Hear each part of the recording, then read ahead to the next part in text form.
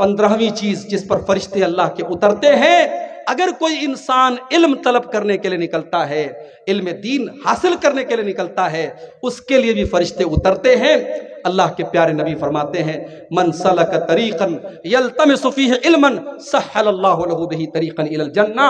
जो इंसान इल्म दीन हासिल करने के लिए जाता है, वो जन्नत के रास्ते पे निकलता है। व इन्नल मलाइकता, और फरिश्ते, अल्लाह के नबी फरमाते हैं फरिश्ते अपने परों को बिछा लेते हैं तालिब इल्म के लिए। फरिश्तों को पसंद आता है कि बेचारा ये इल्म दीन सीखने जा रहा है। व इन्नल आलिमा लयस्तगफिरु लहू मन फिस समावाति वल अर्ज़, और आलिम के लिए आसमान और जमीन की सारी मखलूकात उसकी मग़फ़िरत की दुआ करती हैं। यहाँ तक कि पानी के अंदर जो मछलियां होती हैं वो भी आलिम के लिए दुआ करती कि अल्लाह ये तेरे दीन का आलिम है, ये कुरान और सुन्नत का जानकार है, अल्लाह इसको माफ कर दे। मछलियां भी उसके लिए दुआ करती हैं। और उलमा नबियों के वारिस हैं। नबी अपने बात माल छोड़ के नहीं जाते, पैसा छोड़ के नहीं जाते।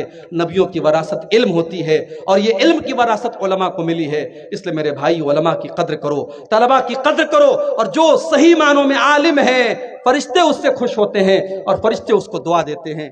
ये चंद चीजें मैंने आपके सामने बयान की। ये कोई भाई का सवाल आया है कि आपने तकरीर के दौरान कहा कि पाक होकर सोना चाहिए, तो क्या पाक से मुराद वज़ू करना है?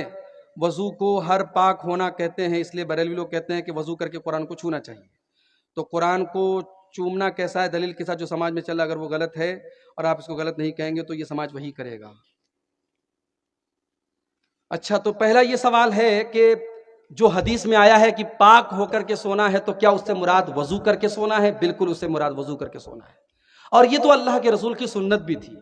यहां तक कि अगर इंसान जनाबत की हालत में है, मान लो इंसान ने बीवी से मुलाकात की है और रात में वो गुस्ल नहीं कर रहा है, जरूरी नहीं रात में गुस्ल करे, कर ले तो अच्छी बात है, फजर के पहले पहले गुस्ल करना जरूरी है, रात ही में करना जरूरी नहीं। तो अगर इंसान जनाबत की हालत में है तब भी अल्लाह के रसूल की सुन्नत है कि वो वजू करके सोए।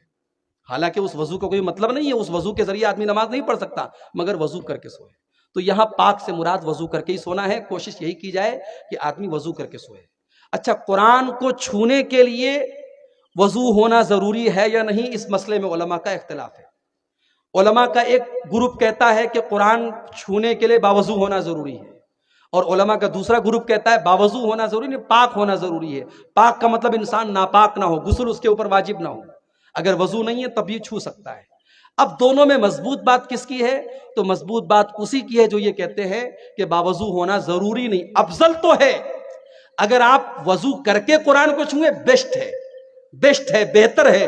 लेकिन अगर वजू नहीं है तब भी आप कुरान को छू सकते हैं। हाँ, अगर जनाबत की हालत में है तो नहीं छूना चाहिए, यानी अगर आपके ऊपर गुस्ल वाजिब है तब नहीं छुएंगे जब तक कि आप पाक ना हो जाए। और औरत अगर हैज की हालत में है तो वो भी डायरेक्ट हाथ नहीं लगाएगी, वो दस्ताने से या दुपट्टे वगैरह से छुएगी, डायरेक्ट नहीं छुएगी। कुरान को चूमने की जहां तक बात है, मेरे इल्म में कोई ऐसी खास दलील मौजूद नहीं कि कुरान को चूमा जाए, लेकिन बहरहाल एक एहतराम के तौर पे अगर कुरान को चूमा जाता है तो चूमा जा सकता है, उसमें कोई हरज की बात नहीं है। कुरान बहरहाल अल्लाह ताला का कलाम है और एक काबिल एहतराम चीज़ है।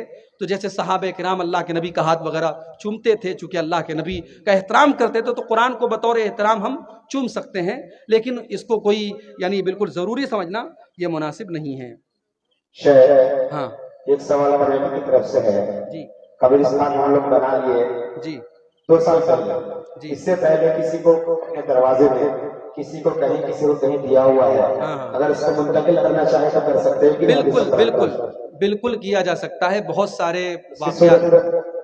सारे वाकयात सीरत में मिलते हैं कि कब्र के अंदर किसी को दफन किया गया था तो उस कब्र को दूसरी जगह मुंतकिल किया गया। उसकी सूरत यही है कि अब मान लीजिए कि जहाँ पे कब्र है वहाँ पे खुदाई करके उस कब्र के जो भी बाकियात हैं, जो भी हड्डियाँ वगैरह हैं, उनको पूरे एहतराम के साथ किसी कपड़े वगैरह में रख करके, अगर पॉसिबल हो तो कफन का कपड़ा ले लीजिए और उसी कफन के कपड़े में रख करके उसको एहतराम के साथ दूसरी जगह जहाँ कब्रिस्तान है वहाँ पे दफन कर दीजिए। बस यही सूरत है, उसमें और कुछ नहीं करना है। ठीक है।